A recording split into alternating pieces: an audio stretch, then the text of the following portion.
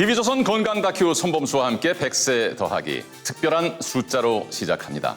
오늘 선택한 숫자는 5입니다.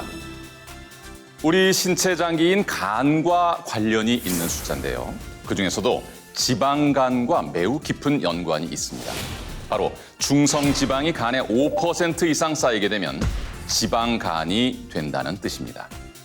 이렇게 시작된 지방간은 아무런 증상 없이 점차 과도하게 지방이 축적되면서 간염과 간경변증, 더 나아가서는 간암으로까지 이어질 수 있습니다. 결국 간과 관련된 대부분의 질병이 지방간에서 시작된다고 해도 과언이 아닙니다. 그렇다면 우리는 평소 어떻게 하면 침묵의 장기로 불리는 간을 지켜낼 수 있을까요?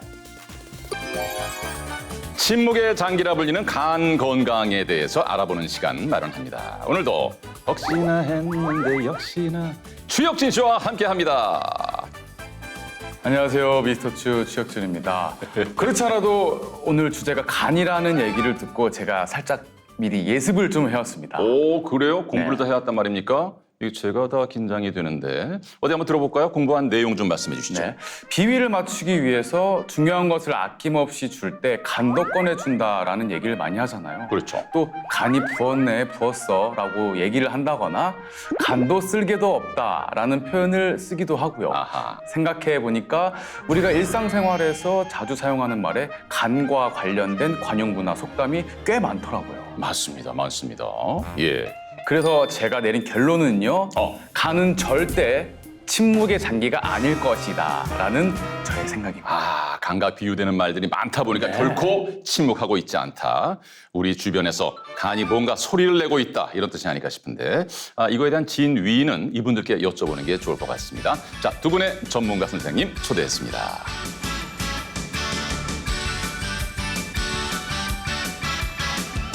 우리가 보통 간 하면 앞서도 말씀드렸지만 침묵의 장기다 이렇게 얘기하는데 두 분께서는 어떻게 생각하십니까?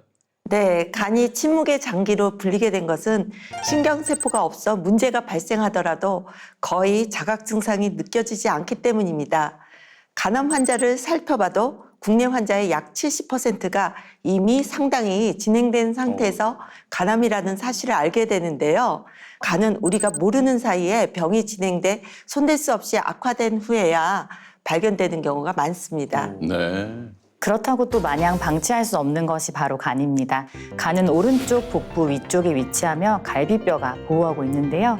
간의 무게는 약 1200에서 1500g으로 우리 몸에서 가장 큰 장기라고 할 수 있습니다. 추혁진 씨가 말씀하신 것처럼 중요한 장기이기 때문에 어쩌면 속담 등 예부터 우리가 사용하는 말에 자주 등장했는지도 모르겠습니다. 네. 그러니까 크기가 제일 큰 만큼 그 존재감도 확실하다 뭐 그런 말씀이신 거죠? 네, 맞습니다. 우리 몸에서 어느 것 하나 중요하지 않은 장기는 없겠지만 간은 가장 큰 만큼 하는 일도 정말 많고 또 중요합니다. 간은 크게 대사 기능, 합성 기능, 해독 기능을 가지고 있는데요. 먼저 인체의 에너지 관리 센터로 불릴 정도로 우리 몸의 대사 기능을 유지하는 데 중요한 역할을 합니다. 그렇군요. 앞서 추혁진 씨가 공부해 온 것 중에서 나온 말인 것 같은데 우리가 평소에 간이 부었다. 야, 아주 간이 배 바깥으로 나왔구만. 뭐 이런 얘기들 종종 하잖아요. 근데 이것도 뭐 간이 하는 역할과 어떤 연관이 있어서 나온 말들일까요? 네, 맞습니다. 간은 혈액 응고에 필요한 혈장 단백질, 삼투압 유지에 관여하는 알부민 등 인체에 꼭 필요한 물질을 합성하고 체내에 침입한 유해한 물질들을 파괴하고 또 독소를 해독하기도 합니다. 그런데 만약 간 기능에 문제가 생기면 간이 비정상적으로 커지는 간 비대증이 생길 수 있습니다. 네. 이 외에도 간은 다양한 면역 세포를 가지고 있어서 우리 몸의 면역 기능을 활성화하는 데 중요한 역할을 하기 때문에 평소에 간 건강을 잘 지키는 것이 매우 중요하겠습니다. 특히 간은 침묵의 장기라고 불리는 만큼 간암의 이 사망률이 매우 높다고 들었거든요. 네, 2023년 통계청 자료에 따르면 간암은 암 사망률 2위를 차지했습니다. 사실 간암은 다른 암들에 비해 예후가 좋지 않은 편에 해당하는데요. 그 이유는 질병이 진행된 상태로 진단될 경우 완화 치료만 가능하기 때문에 평균 생존 기간은 약 2년으로 줄어들게 됩니다. 특히 간암은 사회활동이 활발한 50대, 60대에서 가장 많이 발생합니다. 다양한 치료 방법이 많이 발전해 왔지만 아직까지 5년 생존율은 40%에 미치지 못합니다. 이렇게 간암이 다른 암에 비해서 생존율이 낮은 이유는 간암의 경우 기저간 질환이 있는 분들에게 발생하기 때문인데요. 네. 이 경우에는 치료를 받은 후에도 간암이 재발하거나 사망하는 경우가 많습니다. 또 간암은 증상이 늦게 나타나기 때문에 증상이 없이 검진 등을 통해 진단받는 경우가 많고요. 이런 경우에는 안타깝게도 이미 병이 많이 진행되어 있어서 치료를 해도 생존 기간이 짧습니다. 네. 증상이 없어서 간암으로 발전될 때까지 방치된다는 말씀이신데요. 그렇다면 처음부터 간암에 걸리지 않도록 뭔가 싹을 싹둑 자르면 되지 않을까요? 예, 그러게 말입니다. 분명히 간암을 만드는 씨앗이 있지 않을까 싶은데 말이죠. 네, 그나마 다행인 것은 간암의 원인은 비교적 명확하다는 건데요. 원인이 명확하다는 건 그만큼 예방도 가능하다는 뜻이겠죠. 간암의 대표적인 원인으로는 B형간염, C형간염 같은 만성 간염인데요. 네. 간암의 원인의 약 60%는 B형간염, 8%는 C형간염으로 나타났습니다. 또 과음, 또 술도 원인이 되지 않을까요? 네, 실제로 저는 평생 술을 입에도 된 적이 없는데 왜 간이 안 좋은 건가요? 라는 질문을 하시는 환자분들이 많습니다. 지금 보시는 사진도 그런 경우인데요. 비만과 대사 이상으로 지방간 그리고 간경변증이 진행되면 결국 간암이 발생할 수 있습니다. 이런 대사 이상 지방간 질환과 연관된 간암의 유병률이 지속적으로 증가하고 있는데요. 최근 미국에서는 간암으로 간이식을 받는 환자의 간질환 원인 1위, 네. 전체의 3분의 1이 이런 지방간 질환이라는 보고가 있었습니다. 우리나라도 식생활이 점점 서구화되면서 비만 인구가 증가한다고 들었는데 야 정말 걱정인데요. 네, 그렇죠. 그래서 지금 만나보실 이분도 정말 걱정이 태산 같은 분입니다. 모든 것이 간 때문이다 이렇게 원망을 하면서 걱정이 이만저만이 아닌데 어떤 사연의 주인공인지 화면을 통해서 보시고 또 말씀을 나누도록 하겠습니다.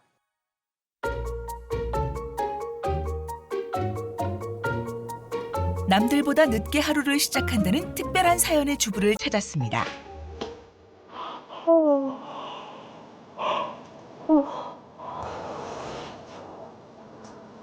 이야, 10시인데. 어이구, 새벽 시간도 아닌데 저렇게. 연달아 하품만 하던 박의선 씨는 다시 소파에 눕고 마는데요.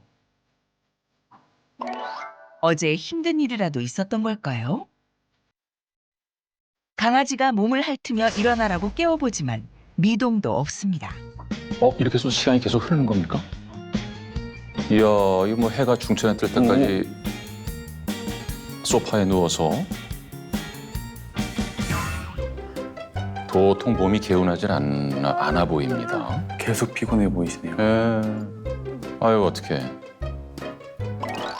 힘겹게 몸을 일으킨 후에도 계속되는 하품. 도통 정신을 차릴 수 없는 모양입니다.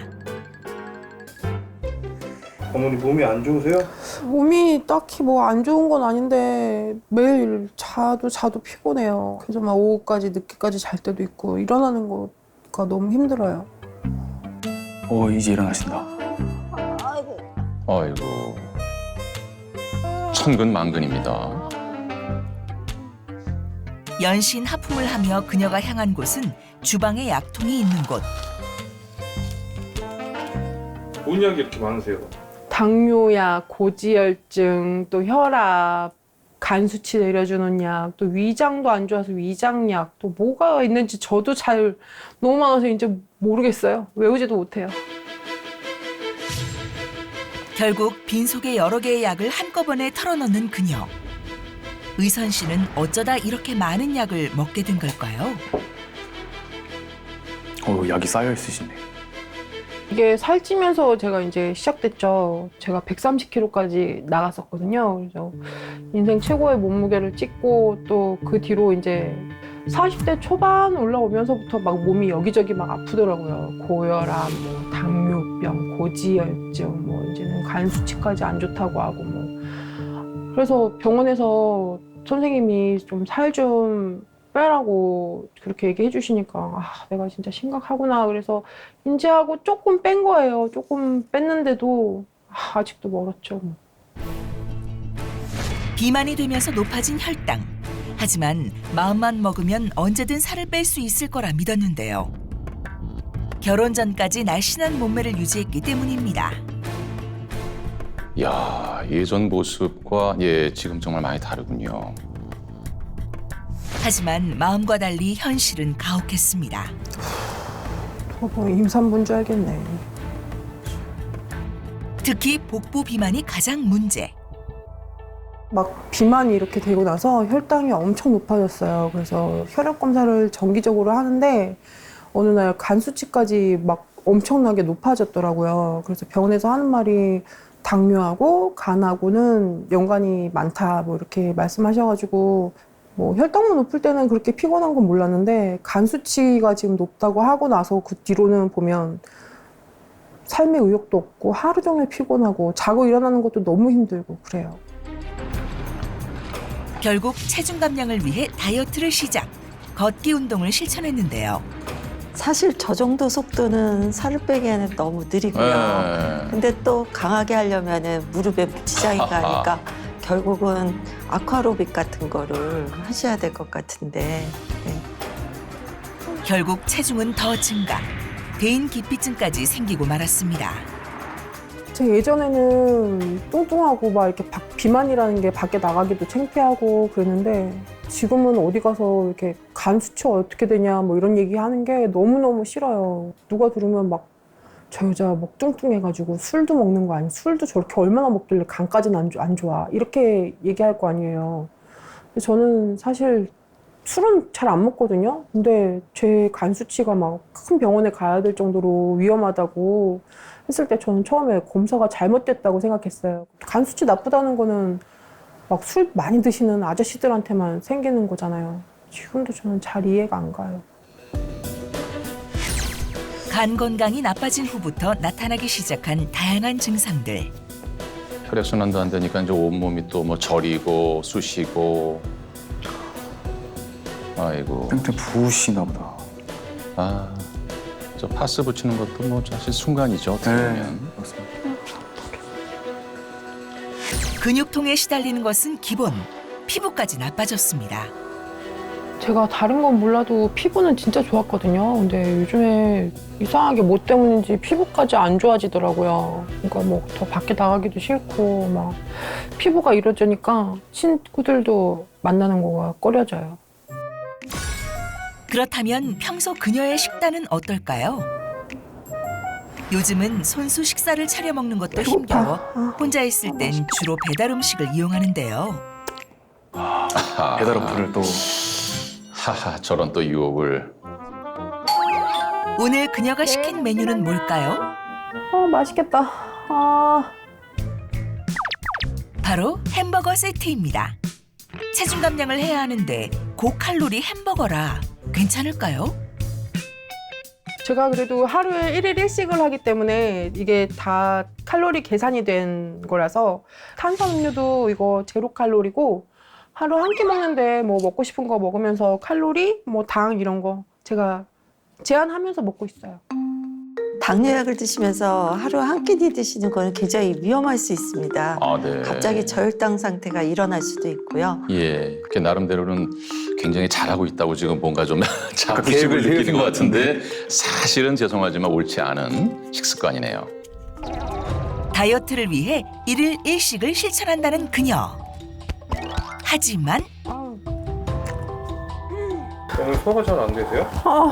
네, 전에는 진짜 소화 하나는 기가 막히게 잘 됐었거든요. 근데 살찌고 간이 안 좋아져서 그런가? 언제부터 이렇게 소화가 안 돼요, 이상하게. 소화가 또 이렇게 잘 안 되면서 또 살은 왜 이렇게 찌는지 모르겠어요, 진짜. 답답해. 이제는 소화제를 집안 곳곳에 준비해둔 상태인데요. 음식을 먹으면 소화제까지 섭취해야 안심이 될 정도. 그녀는 어쩌다 이렇게 됐을까요? 다음 날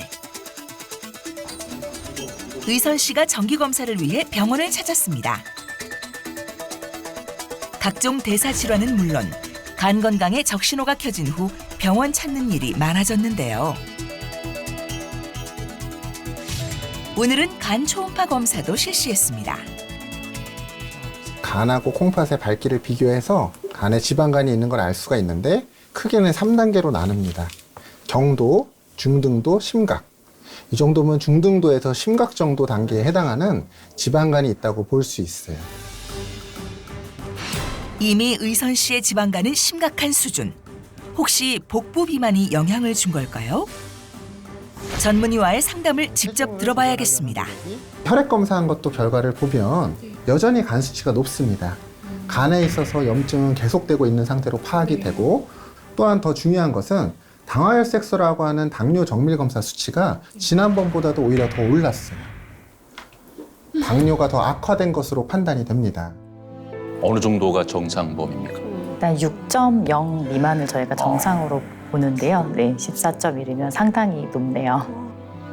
간이 침묵의 장기라는데 이렇게 병원 와서 검사해 보니까 너무 안 좋다고 얘기하시니까 막 겁나고, 또 다이어트도 또 해야 된다고 하는데 이것저것 많이 안 해본 게 아니거든요.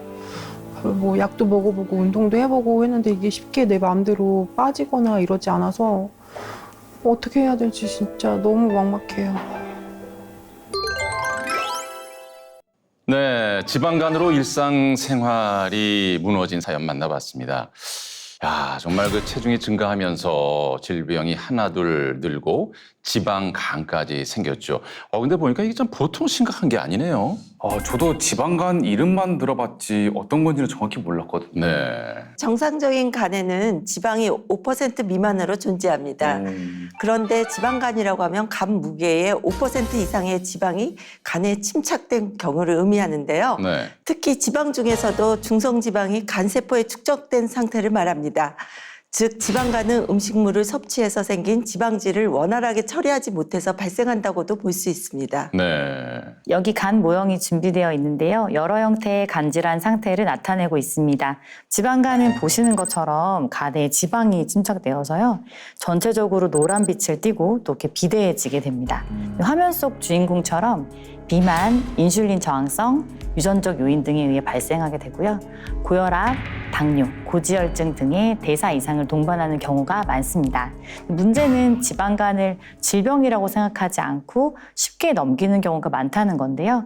얼마 전 발표된 국내 연구 자료에 따르면 대사 이상 지방간이 있는 경우 심혈관 질환 발생 위험도가 증가하고 또 사망 위험도 증가할 수 있습니다. 네. 결국 지방간도 어마무시한 질병으로 발전할 수 있다는 얘기인데요.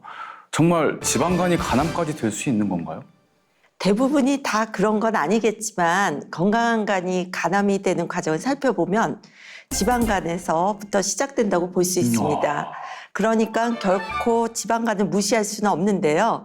건강했던 간에 지방이 불필요하게 쌓이게 되면서 지방간이 되고, 이를 방치해 염증이 지속되면 지방 간염이 생깁니다. 네. 또 간 손상을 일으켜 섬유화로 간경변증 상태가 되면서 결국 간이 딱딱해집니다. 네. 그리고 이것이 종양으로 변하는 간암까지 발전할 수 있는 것이죠. 그러네요. 그렇다면 앞서 혁진 씨가 얘기했던 것처럼 간암의 씨앗, 이 지방간부터 잡아야겠다는 생각이 듭니다. 그런데 선배님, 제가 좀 고민이 많습니다. 뭔 고민이? 제가 처음에 100세 더하기 프로그램에 참여한다고 했을 때만 해도 네. 사실 그렇게 건강 프로라 그래가지고 그렇게 막 부담이 없었거든요. 예. 근데 막상 해보니까 너무 어렵습니다. 너무 살려주십시오. 그 정도예요? 네. 건강 정보 프로그램 가운데 우리 프로처럼 아주 상세하고 쉽게 잘 설명해주는 프로가 없다라고 소문이 파다한데 이게 웬일입니까? 제가 지방간이 있는지 없는지 어떻게 알죠? 그리고 그거는 며느리도 모른다고 생각이 드는데 저에 대해서 다 아시는 우리 팬분들도 아마 저의 지방간에 대해서는 모르실 거라고 생각이 듭니다. 그거는 맞는 것 같습니다. 네. 내 지방간을 우리 집에서 가장 친한 그 사람도 모르니까. 예. 근데 대신 뭐 이분은 또 잘 설명해 주실 것 같은데. 예, 이하나 선생님. 알려주세요. 저게 뭐예요? 네. 너무 어려워하시는 것 같아서 제가 이게 쉽게 설명드리려고 이렇게 준비해 왔습니다. 자, 이걸 보시면 쉽게 아실 수 있으실 텐데요. 두 분 모두 배가 좀 나와 있죠? 근데 선배님도 저도 평균 몸매 같은데 그렇게 배가 안 나왔습니다. 뭐 젊은이가 배 나올 리는 없고. 네. 저는 뭐 솔직히 말씀드리면은 뭐 숨을 안 쉬고 있기 때문에. 아니, 윗배가 나이가 들면서 솔직히 좀 윗배가 좀 나왔습니다. 그 전에 비하면. 네. 이렇게 추혁진 씨처럼 아랫배만 많이 나왔다면 피하 지방형 복부 비만. 네. 그리고 손범수 씨처럼 전체적으로 배가 많이 나왔다면 내장 지방형 복부 비만이라고 할 수 있습니다. 문제는 이 바로 내장 지방형 복부 비만인데요. 제가 문제군요. 네. 또 내장 지방은 지방간과 연관도 높습니다. 잘못된 식습관이 주 원인인데요. 포도당이 간이나 근육에 흡수되고 남은 당분이 내장에 축적돼서 내장 지방이 생기는 것으로 결국 간에도 지방을 쌓게 만들 수 있습니다. 그래도 저는 한 가지 안심이 됩니다. 화면을 보니까요. 주인공이 지방간으로 인해 굉장히 피곤해 하셨잖아요. 네. 근데 원래 간이 안 좋으면 피로 회복이 안 된다고 하는데 저는 아직도 하루 이틀 정도는 밤을 새워도 끄떡이 없는 것 같거든요. 이런 걸 보면은 간 건강은 문제 없지 않을까요? 안타깝지만 젊다고 꼭 안심할 일만은 아닙니다. 그동안 지방간은 흔히 과음에 발생하는 애주가 질환으로 많이 알려져 있었지만 네. 술을 마시지 않아도 당뇨병, 이상지질혈증 같은 대사질환에 관련돼 발생하는 비알코올성 지방간이 약 80%나 되는 것으로 나타났습니다. 네. 게다가 최근 국내의 한 연구에서는 20 내지 30대 젊은 성인이 지방간이 발생할 경우 급성 심정지가 생길 위험이 높아진다는 연구 결과를 발표했는데요. 술을 마시지 않아도 비만이나 내장지방, 잘못된 식생활, 특히 탄수화물을 포함해 과도한 칼로리 섭취가 지방간을 일으킬 수 있기 때문에 젊다고 안심해서는 안 됩니다. 예, 방심하지 네. 말아야겠습니다. 명심하겠습니다.